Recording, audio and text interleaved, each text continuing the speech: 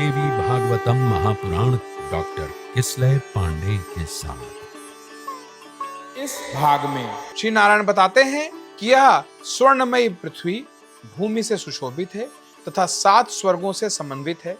इस पृथ्वी के नीचे 7 पाताल हैं, ऊपर ब्रह्मलोक है तथा ब्रह्मलोक के ऊपर ध्रुवलोक है, उसमें समस्त विश्व स्थित है। इस प्रकार संपूर्ण लोक पृथ्वी पर ही निर्मित है। ये सभी विश्व विनाशशील तथा कृत्रिम है। प्रकृत प्रलय के अवसर पर ब्रह्मा भी निपात हो जाते हैं। उस समय केवल महाविराट पुरुष विद्यमान रहते हैं, क्योंकि सृष्टि के आरंभ में परब्रह्म ने ही मां भगवती के रूप में इस सृष्टि का सृजन किया था। उसके आगे श्री नारायण बताते हैं कि ये सृष्टि तथा प्रलय नित्य हैं और काष्ठ आदि अवयवों वाले काल के स्वामी के अधीन होकर रहते हैं। सभी की अधिष्ठात्र देवी पृथ्वी भी नित्य है। वाराह कल्प में सभी देवता मुनि मनु विप्र गंधर्व आदि ने उन पृथ्वी का पूजन किया। वेद सम्मत वे पृथ्वी वाराह रूपी धारी भगवान विष्णु के साथ पूजित है। और इतना ही नहीं, मां पृथ्वी के साथ व्यवहार के भी नियम हैं हर के लिए,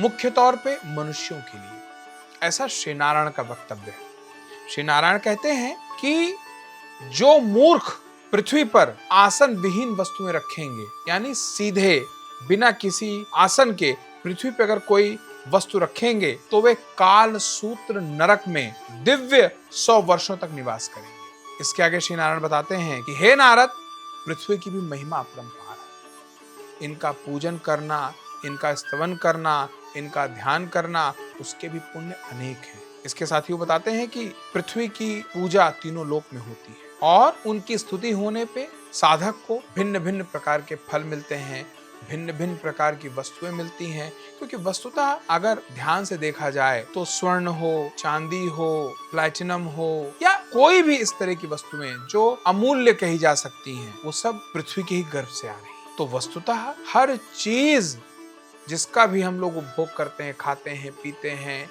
आनंद लेते हैं, कहीं ना कहीं उसका मूल स्रोत मां पृथ्वी ही है। तो इनका स्तवन करना, इनका ध्यान करना, इनका पूजन करने का भी बड़ा प्रभाव है, बड़ा फल है। मैंने पहले भी कथा के माध्यम से बताया था कि मां पृथ्वी को पता है कि इसके ऊपर रहने वाले उनके बच्चों को, हमको, आपको कब कब किन किन चीजों की आवश्यकता है। मां पृथ्वी उनको अपने गर्भ से प्रकट कर देती है। वो फल, वो पेड़, वो फूल, मां पृथ्वी समय समय पे प्रकृति के साथ समन्वय बैठा के वो चीज आपके सामने प्रकट कर देती है। तो फिर प्रेम से बोलिए जय माता की।